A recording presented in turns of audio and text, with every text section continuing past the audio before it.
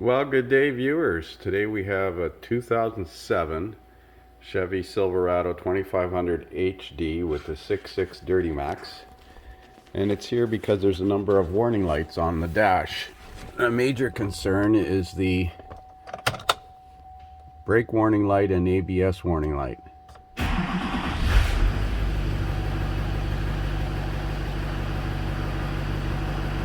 ABS light comes on,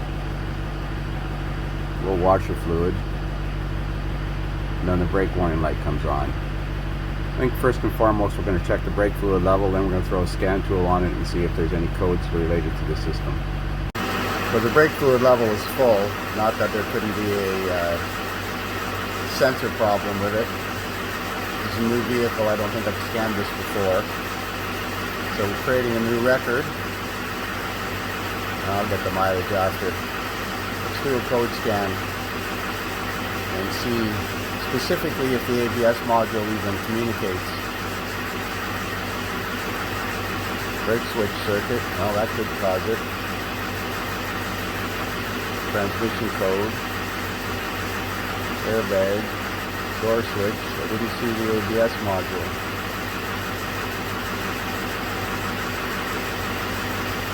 Did not see the ABS module. Brake switch circuit. Keyless entry, tire pressure sensors, probably missing those.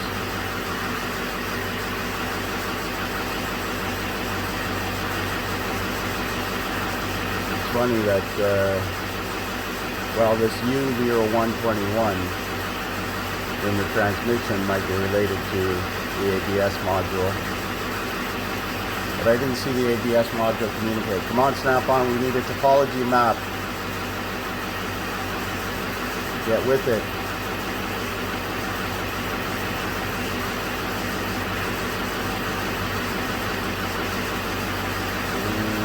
ECU hardware, trailer brake control module. Bunch of codes in the trailer brake control module system. Wow. Lost communication with ABS. Lost communication with ABS. Electronic brake control, EBCM, invalid serial data receipt. The transfer case and the trailer brake control are complaining about a loss of communication. Let's try going into the ABS directly. Imagine that, no communication. Alright, so we're going to have to check the fuses that supply power to the ABS module. So let's figure out which fuses those are.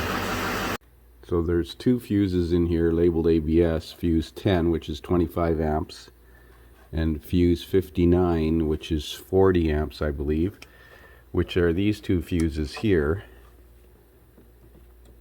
And this is hot all times, I believe, yeah.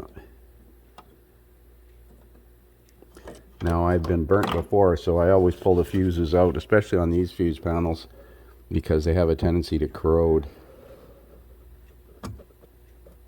Doesn't look bad. And that 40 amp fuse has a cover over it, but it looks intact. I'll pull it out and check it. Oh, I got the cover off now. We can check it with the test light.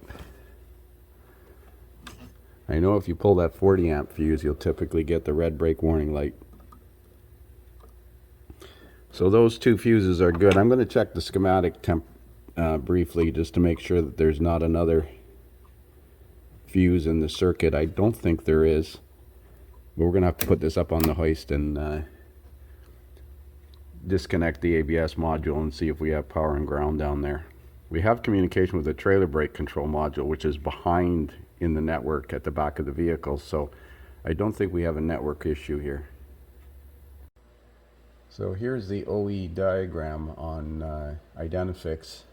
Shows fuse 59 and 40 amp. It also shows fuse 58 on diesels, 60 amp, heavy duty ABS. That fuse is present and is good. It's a J case fuse. This one doesn't show that fuse 10. That's interesting. This is with trailer brake control. Let's check this one. Engine control module. Yeah, fuse 10, mini fuse, that's good.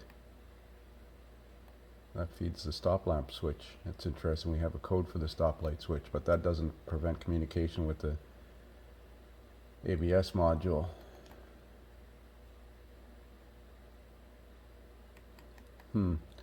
Well, we're going to put it up on the hoist and take a look at the connector at the ABS module and check the circuits into it. Fuse 1, or terminal 1, terminal 18. Let's get it up on the hoist. So one of the challenges to working on these trucks now is to know the RPO codes. I use a subscription service from Comp9. I'll put a link in the description. It's a paid monthly subscription service where you can enter the VIN number and decode the VIN. It works for most North American vehicles. So this has JH6 brake option, which is heavy duty. Where is it? JH6 brake, heavy duty power 4-wheel disc, 9,900 pounds. Because that makes a difference for the wiring diagrams, and it also has JL1 integrated trailer brake control, which we already knew. So I've printed off the wiring diagrams, pins. Let's see, I got a picture of it here. The serial data wake-up signal comes from the BCM to pin 19, which is a 12-volt wake-up signal. That's not very clear, but it is. So we got to qualify that. Pins 1 and 18 are battery power. Pin 11 and 28 are grounds. So we're going to get the connector unplugged at the BCM, EBCM, and load test those circuits with a headlight. So there's the connector unplugged. It's full of sand, but it's clean inside. That's the connector view looking into the face. So this is pin 1 and 11, 28, and 18. So if I put the headlight between pin 1 and 11, I should have a light. So I'm using a couple of spade terminals on my headlight. Headlight draws about 4 amps. So that circuit's good. While we're on that one, let's check 28. 28 is a ground as well. No. 18 is a ground. This one here is a ground. Uh-oh.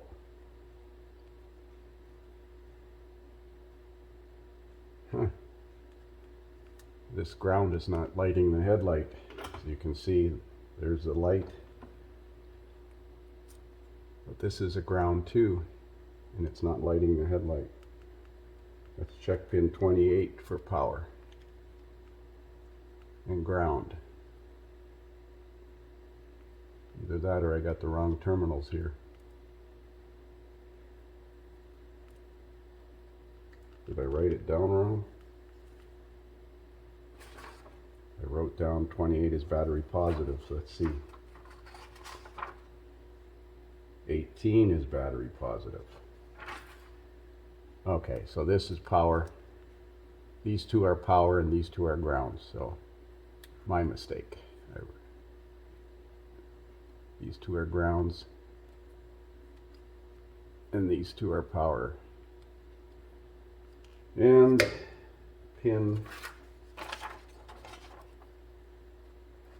18 should have 12 volts on it with the key on.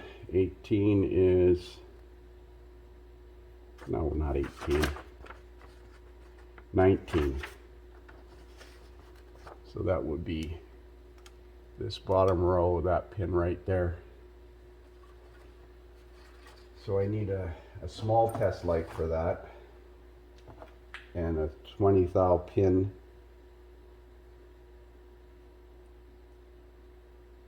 and a ground pin.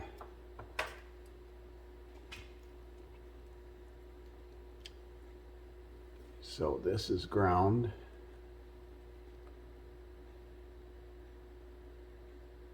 this pin here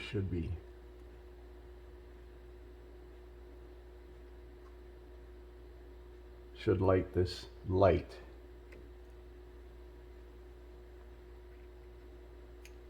With the key on. I'm going to go turn the key on. Okay, so I have the key in the run position.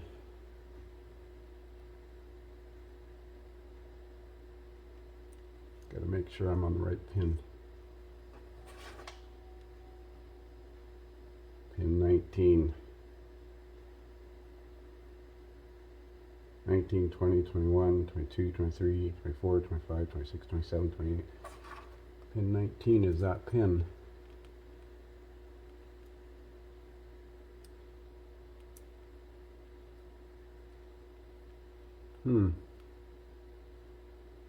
Make sure my test light works. Yes, it does. So we got no serial data wake up signal on that pin. Let's check for a voltage on that pin instead of a test light. So I got the voltmeter connected between pin 19 and pin 11, which is a ground, and the key on, and there's 0 volts on that serial data communication enable wire, which I believe is supposed to be battery voltage or 12 volts. I've checked this circuit before. It just shows it as module communication, but it comes from the BCM. Let's look at that diagram. So it's pin 19, light blue, circuit 5986. It says serial data communication enable. And on the schematic, you can see that it comes, circuit 5986 comes from the BCM. It's a light blue wire, and it goes to pin 19 on the ABS brake system JH6, JH7. Now it also is a serial data wake up for the trailer brake control module, which is working. So I'm assuming the wiring is good up to this splice here. I'm pretty sure there's supposed to be 12 volts on that wire with the key on, but I'm going to do some more research.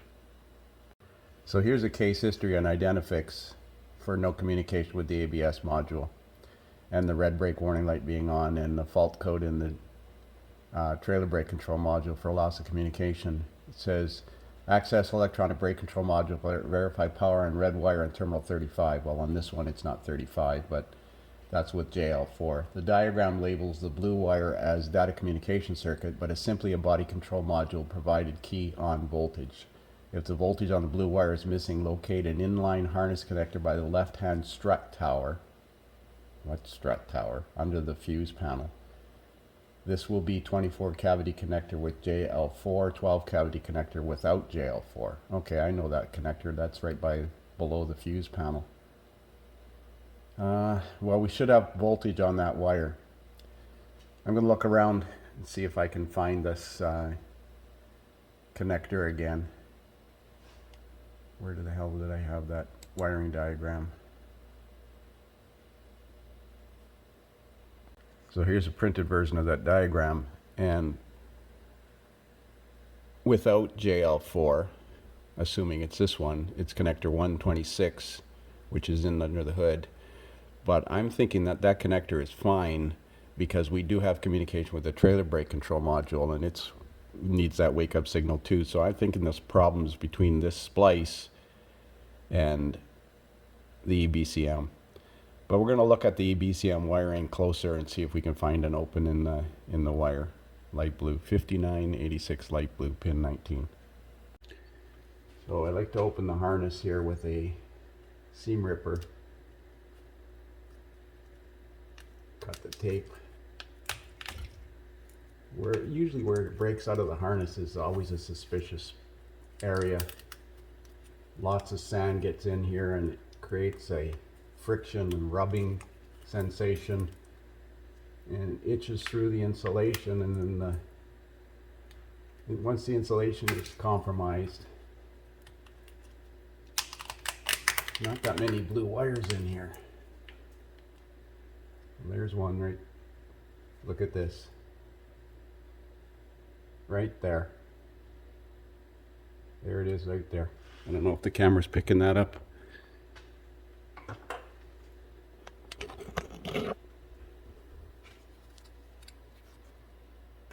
See that blue wire?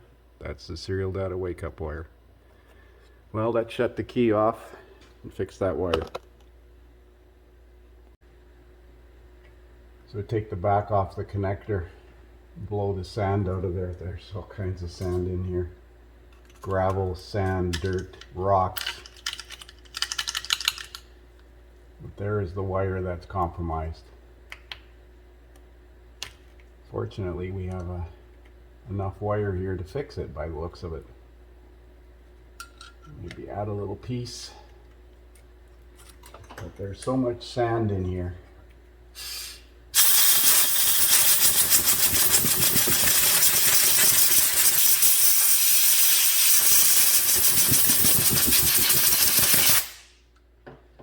Well, let's splice that wire. So now you can see with the key on, it lights a 194 side marker bulb on pin 19. So we're going to clean up this connector. I added a piece of wire in there and taped it up. Put the cover back on. Blow the sand out of the connector, put some dielectric grease on, and put it back together again. So it's back together, key is on. No warning lights on the dash other than the tire pressure monitor. Let's try and communicate with the ABS right off the bat. Performance code, lost communication with the ECM PCM. Well, let's do a network code clear.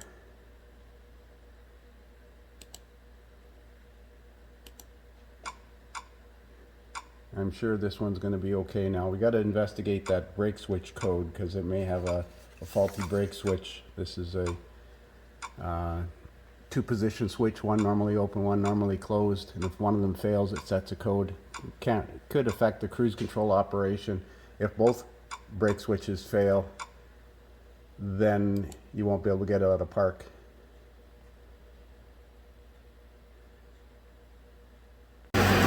Going to do a network scan again one more time. Got it running now.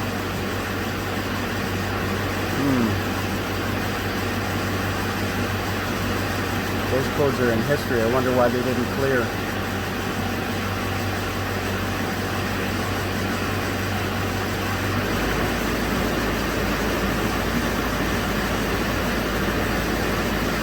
Low tire pressure. Sensor's not learned. Probably doesn't have sensors anymore.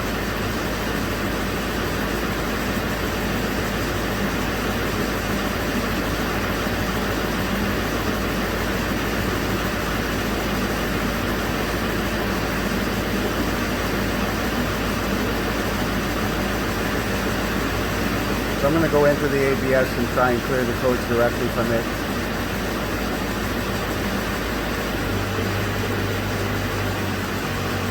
Sometimes the network code clear doesn't function properly.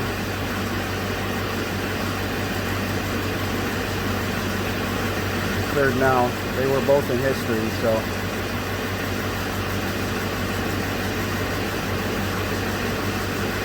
I'm going to have a look at the brake switch problem, but that's it for now. As Ivan would say, no parts required. I love when that happens. Thanks for watching.